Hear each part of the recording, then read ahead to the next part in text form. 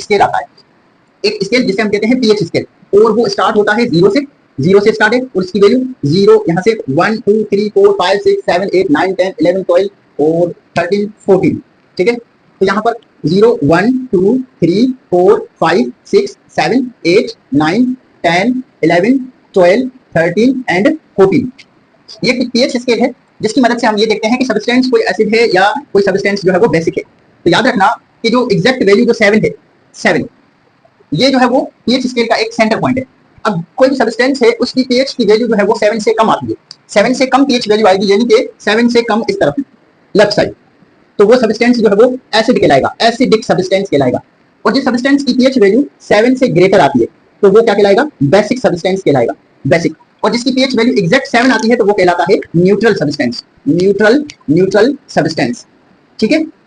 और neutral substance आपको पता है वाटर, और वाटर जो है 25 सेंटीग्रेड पर क्या होता है, न्यूट्रल होता है, प्योर वाटर। तो 25 सेंटीग्रेड पर जो प्योर वाटर है, प्योर वाटर वो क्या होता है, वो क्या होता है, न्यूट्रल कंपाउंड होता है, न्यूट्रल। अब लास्ट टाइम हमने जो भी बेस पढ़े हुए हैं, जैसे हमने पढ़ा था कि सोडियम हाइड्रोक्साइड हो गया, ठीक है, और पोटेशियम हाइड्रोक्साइड है, कैल्शियम हाइड्रोक्साइड है, ये चीजें हमने जो है वो लास्ट टाइम पढ़ी थी। तो हमने कहा था ये सारे बेस हैं, ये बेस इस वजह से हैं क्योंकि इनकी पीएच वैल्यू जो है वो 7 से क्या आती है, ग्रेटर आती है। अब 7 से ग्रेटर 8 9 10 कितनी भी हो सकती है, ठीक है, और ये 7 से जो है वो आगे चलेगी और 14 तक। और जो हमने एसिड पढ़े थे, जैसे हमने HCl की बात की थी, ठीक है ना, सल्फ्यूरिक एसिड H2SO4, इस तरह नाइट्रिक एसिड HNO3, ठीक है, इस तरह हाइड्रोजन साइनाइड जो है वो हमने डिस्कस किया था। तो ये जो एसिड हैं इनकी पीएच वैल्यू 7 से क्या होती है, कम होती है।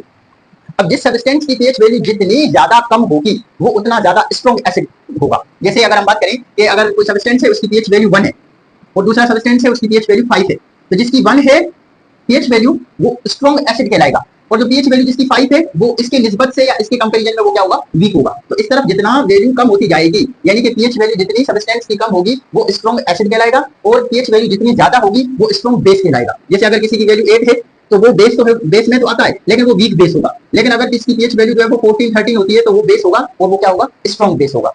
यहाँ तक बात आपको समझ में आई। तो ये पीएच स्केल है जिसे हम डिटरमाइन करते हैं कि सब्सटेंस एसिडिक और बेसिक है। तो मैंने आपको लास्ट टाइम भी लिखवाया था, पीएच वैल्यू 7 से कम वो एसिड सब्सटेंस, पीएच वैल्यू 7 से ज्यादा वो बेसिक सब्सटेंस, और जिसकी पीएच वैल्यू जो है वो 7 होती है वो क्या होता है, न्यूट्रल होता है। यहाँ तक बात समझ में आई।